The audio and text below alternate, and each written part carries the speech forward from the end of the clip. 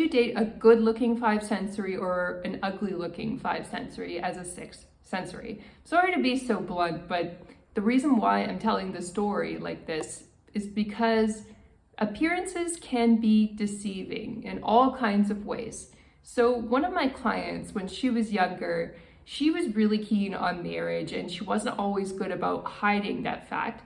And she would say so, and she'd pick people to date that were less good looking than her. She was quite tall, and she decided that if men were a little bit shorter and a little bit less good looking than her, then she was more likely to get the long-term marriage or relationship from them. So what she ended up finding was that these men were actually quite intelligent and quite skillful at manipulating her to get what they wanted. They would get like a short-term fling, but then they would break up with her. Or sometimes they'd even charm her with some sweet talk about marriage and long-term life, and then they'd disappear on her. And she would always end up disappointed. And so when I was coaching and guiding her, I taught her that maybe marriage is not something you want to broadcast too much about in the beginning, because you have to take time to get to know each other and you're not at that phase of conversation. And 5 sensories don't like to be controlled. They don't like to be told what kind of relationship to offer because it's their choice. And she decided to go and date some different kinds of men. I asked her, have you dated somebody taller than you? Have you dated someone good looking? Have you tried different types of men? And the interesting thing that happened was she started dating taller, good-looking men.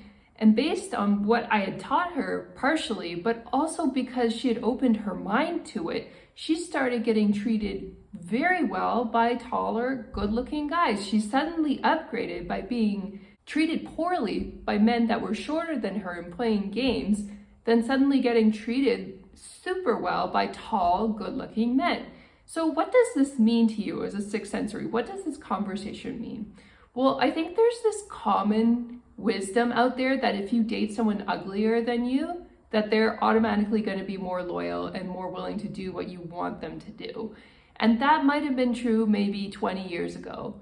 Is it true today? I would say not. Like, yes, good-looking people do get certain privileges that you have to be aware of. There are more people attracted to them. They're going to have more opportunities to cheat, potentially. But it depends on the person's character too. There are lots of good-looking people out there with good character who do choose to be loyal and choose to be a good person. So you don't necessarily know who's going to give you the higher quality relationship just because they're good-looking or they're less than good-looking. And less than good-looking left-brained 5 sensory people are sometimes more into the games. They are more into reading how to manipulate people online, and so you'd think they'd be more a reliable pick, but they actually turned out to be the biggest game players, where good-looking people are used to being approached simply because they're good-looking, so they've never bothered looking up all games and relationship advice. You see what I mean? So good-looking people are not always a bad pick for dating. They can actually treat you extremely well. And you can look out and have the partner of your dreams who is extremely good looking and treats you well. It's possible. Now, having said that, it doesn't mean we can't give uglier people a chance or shorter people a chance. I recommend dating all kinds of people, but don't have any expectation as to who is going to treat you best. Don't assume that somebody from a certain race is going to treat you better, a certain age group, a certain height, a certain weight. As long as they're attractive enough to you that you feel that you can have a relationship of some kind with them. Like, don't date somebody who's 300 pounds overweight and you'll never see as attractive. But if they're pretty decent looking and they're in the neighborhood of attractive versus, oh my God, they're 11 out of 10 attractive, then be open to all different kinds of people and see what they're willing to offer. Now, it's true if you're a woman like me and you're dating men, the taller men are going to be popular. And vice versa, the good-looking women, regardless of their height, are going to be more popular if you're a gentleman. Having said that, just because they're good-looking or a certain height does not always determine bad moral character. It does not always determine good moral character. These filters that are on dating sites, by the way, that allow you to sort by height, age, the only real filter that I think is useful is distance if you want to date people who are local to you. That's probably the only helpful filter, because then there's less barriers and less expense for the 5 sensory to get to you.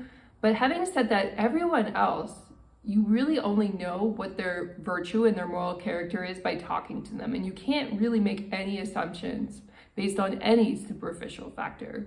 And I know that sounds exhausting. It's like I have to talk to every single person available, and you don't have to talk to everybody, but be open-minded to try different types of people, because what you expect from one type of person may not be exactly what you get in real life.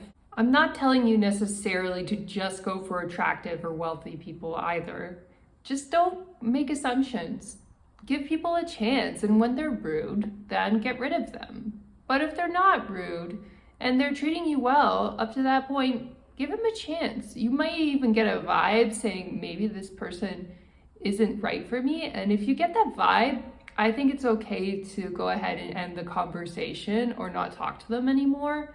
I've experienced this once with a person. It was really interesting, and this person was saying a lot of nice things and talking ad nauseum about stuff, and I just got this vibe saying, I don't know, something about it isn't right.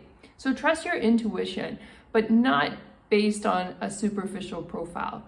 Go by the vibe of the conversation, and you're going to get a much more accurate read as to whether or not this person is a good fit for you.